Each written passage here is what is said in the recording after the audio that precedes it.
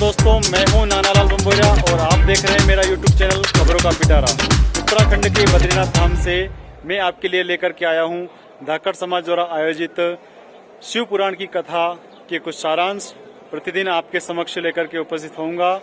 आज यहां पर धाकड़ समाज की ओर से आयोजित कथा में 1008 श्री स्वामी दयानंद जी सरस्वती के मुखारविंद से जो कथा के अंश हमें प्राप्त हुए हैं वो आपके सामने प्रस्तुत कर रहा हूं। मेरे इस चैनल को आप अधिक से अधिक सब्सक्राइब करें, लाइक करें और शेयर करते जाएं ताकि आपको प्रतिदिन मेरे द्वारा लाइव किया जा रहा वीडियो अवश्य मिल सके। जय शिव शंकर।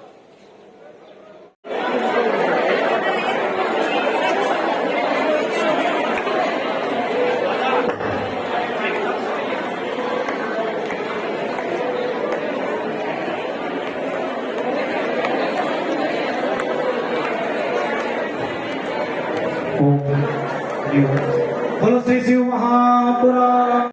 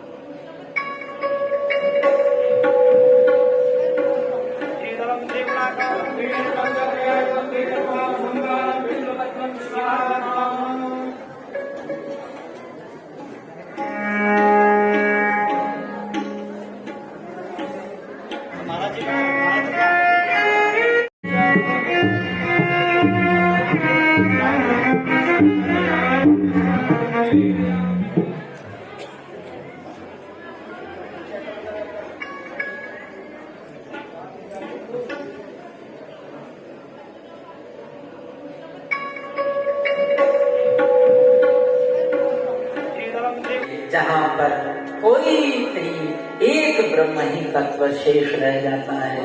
ऐसी अवस्था जहाँ पर शरीर निश्चेष्ट हो जाता है, ऐसी अवस्था बहुत अधिक समय तक नहीं रहती है। शरीर उसको बहुत अधिक तक समय तक सहन नहीं कर सकता है। 5-6 महीने के बाद में वह विधेय मुक्त हो जाता है। ऐसी अवस्था, ये 7 सीढ़ियां हैं, ये 7 सोपान है। उस 11 कहते हैं कि ऋषियों ये कथा रसायन रूपा है, कथा रसायन है। अजी रसायन का मतलब समझते हैं कि नहीं? जो आयुर्वेदिक औषधि कभी आपने पाई हो तो आपको इसका पता लगेगा। 3 प्रकार की औषधियां आयुर्वेद में दी जाती है, चूर्णात्मक, भस्मात्मक, रसायनात्मक। 3 औषधियां देती है। देखो आजकल व्यक्ति के पास में समय कम है, टाइम कम है। जिस किसी को पूछो ना तो कहता है कि हम बहुत बिजी हैं, टाइम नहीं है, बहुत व्यस्त चल रहे हैं। लोग कहते हैं महाराज हमारे को मरने की फुर्सत नहीं है। और तो आप छोड़ो, मरने की फुर्सत नहीं है। तो इतना बिजी शेड्यूल है, इतना निजी जीवन हमारा है, तो हमारे को अब ये जो भस्मात्मक चूर्णात्मक औषधियां हैं इनमें बहुत समय लगता है। आप औषधि को लाओ और फिर उसको छाया में सुखाओ, कूटो पीटो छानो तब चूर्ण बने, जलाओ, फिर उसको कूटो पीटो छानो तब उनका भस्म बनाओ। इतना टाइम नहीं है। अगर हम ऐसा कहने लग जाए कि आपको कोई रोग हो गया तो हम औषधि बताएं, आप फला जड़ी लाओ, वो बूटी लाओ, उसको सुखाओ, फिर कूटो पीटो छानो, फिर भस्म बनाओ, तो लोग कहें हमारे पास समय। ऐसी कोई दवाई बताओ कि रोग हो जाए तो हम एक ढक्कन सुबह पीवे, एक ढक्कन शाम को पीवे, दूसरे दिन रोग खत्म। ऐसा कोई दवाई हो तो बताओ। तो यहाँ सूर्य महाराज कह रहे कि है ऐसी दवाई, ऐसी दवाई भी हमारे पास में है जो सीधी रसायन रूपा है। यहाँ आपको इतनी मेहनत करने की जरूरत नहीं है। बोले मेरे गुरुजी वेद व्यास जी ने ऐसी औषधि, ऐसा रसायन बना करके, ऐसा टॉनिक बना करके तैयार रखा है, बस उसको थोड़ा सुबह ले, थोड़ा शाम को पियो और आपका रोग खत्म हो जाएगा। लोग कहते हैं कि रोग किसको हुआ, हम तो भले करते, ये खाना, ये नहीं खाना, ये ऐसा करना, वैसा नहीं करना। कहीं कहीं लोग होते हैं हमारे जैसे, वो कहते हैं कि डॉक्टर साहब दवाई तो भले ही एक दो और दे दो, पर ज्यादा हमें परहेज मत करा, हमें ऐसे छोड़ना छुड़ाना ऐसा मत करो, हम जी घबरा जाता, ज्यादा मत छुड़ाओ हमसे। महाराज जी को पता, हरिद्वार में जो पंडित लोग हैं ना, गंगा जी के बीच में खड़े करते हैं, भगत जी कहाँ से आए? रतलाम से। रतलाम से सेठ जी आए, बोले आप यहाँ आए तो कुछ छोड़ के जाओ। क्या छोड़ रहे? बोले महाराज आप झूठ बोलते हो तो झूठ छोड़ दो। तो बोले झूठ नहीं छोड़ सकते, झूठ से तो काम चल रहा सादा, झूठ कैसे छोड़ के जाए? तो बोले फिर आप कोई बीड़ी पीते हो, सिगरेट पीते हो, वो छोड़। हाँ वो तो छोड़ ही नहीं सकते, उसकी आदत पड़ी, वो छोड़ नहीं सकते। अच्छा हम तो आपको कह रहे हैं ये छोड़ो वो छोड़ो, आप ही बता दो क्या छोड़ोगे? सेठ जी बोले कि हम आपके यहाँ आना ही छोड़ दो, आपके यहाँ आना ही छोड़ देंगे महाराज। ऐसा ना हो कि इधर हम आपको परहेज बताना शुरू करें, आप कहोगे कि महाराज को छोड़, तो ऐसा ना हो जाए। तो परहेज तो शिव महापुराण कह रहा है कि हमें क्या क्या करना। पर कहीं कहीं लोग होते हैं हमारे जैसे जो कहते हैं हम नहीं छोड़ सकते, दवाई गोली एक दो और दे दो, परंतु हम परहेज नहीं कर सकते। तो एक डॉक्टर मिल गए हमारे महाराज जी की जैसे, बोले कि आप परहेज भले ही मत करो, परहेज मत करना, आपको फायदा भी बहुत होगा। क्या फायदा होगा? बोले तीन फायदा होगा। एक फायदा होगा कि आपको कभी कुत्ता नहीं काटेगा, दूसरा फायदा होगा कि आपके घर में कभी चोर ही नहीं आएंगे, और तीसरा फायदा होगा कि आप कभी बूढ़े ही नहीं होंगे। कैसे होगा महाराज? संत बोले कि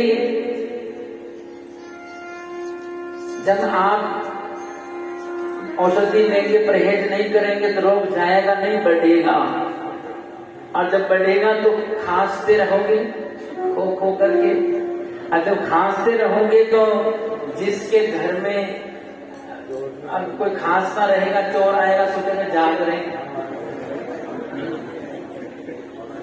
साधु को दासी, चोर को खांसी मार देती है।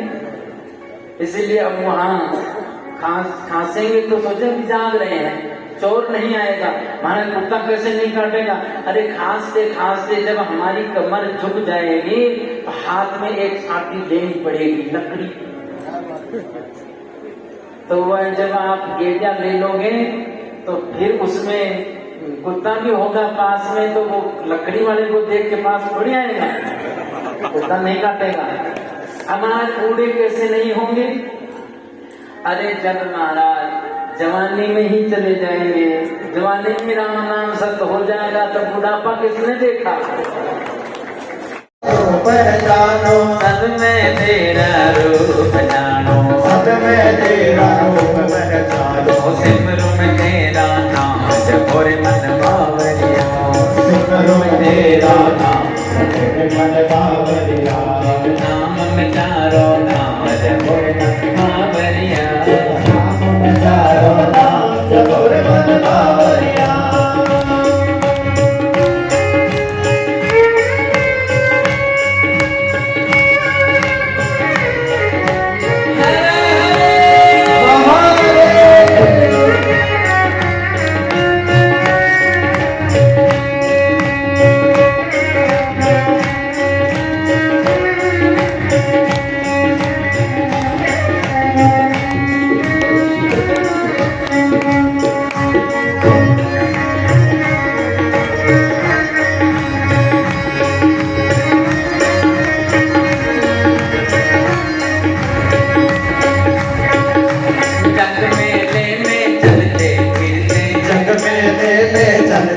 फिरते जग मेले में चलते फिरते जग मेले में चलते फिरते रोम रोम से तुझे सिमरते रोम रोम से तुझे सिमरते रोम रोम में तुझे सिमरते रोम रोम में तुझे सिमरते करूं करम निष्काम और मन पावरिया करो काम और मन बावरिया नाम पितारो नाम और मन पावरिया बेचारो नाम अभी आगे जैसा निर्देश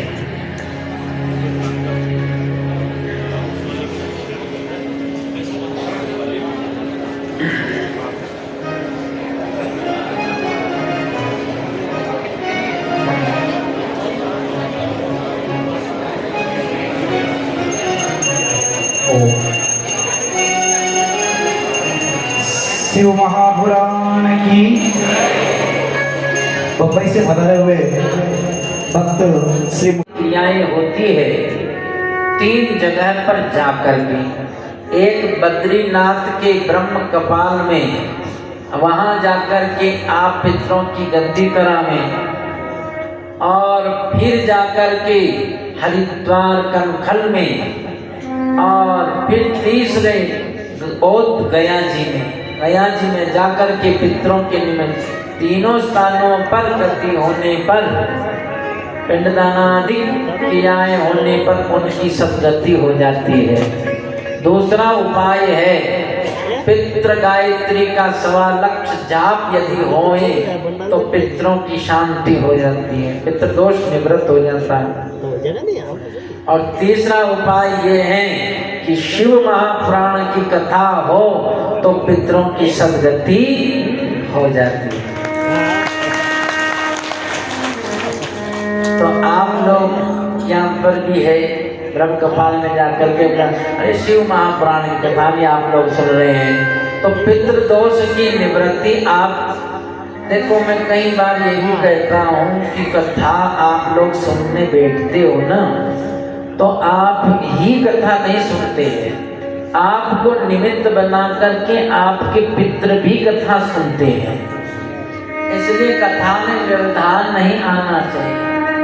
कथा जब सुनना है पूर्ण रूपेण सुने, क्योंकि आपके पितृ आपका निमित्त बना करके वह कथा में बैठते हैं, तो उनके निमित्त आपको पूरी तरह से कथा सुनना चाहिए, तब जाकर के उनका कल्याण होता है। यह हर कोई समर्थ नहीं हो सकता ना। जैसे सर्प आधा बिल में चला जाए तो उसको निकालने में अगर आप जोर लगा के निकालो तो वह आधा टूट जाएगा, मर जाएगा, पर सर्प बिल से निकलेगा नहीं। पर उसी सर्प को निकालने के लिए सपेरे होते हैं, वह अपनी युक्ति से उस सर्प को बाहर निकाल लेते हैं।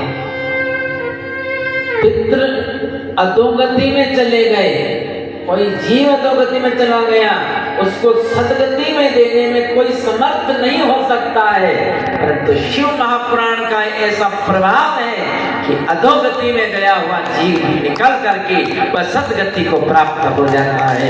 ये शिव महापुराण का प्रभाव। बंधुओं, ऐसे शिव महापुराण की कथा श्रवण करने से उसका उद्धार हो गया।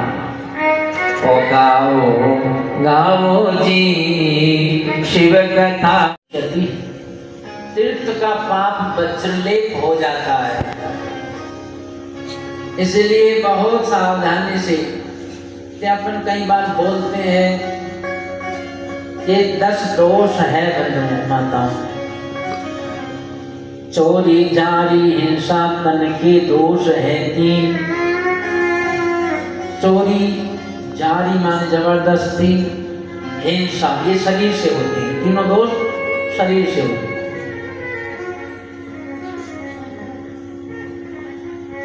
चोरी जारी हिंसा तन के दोष है 3। निंदा झूठ कठोरता वाक चाले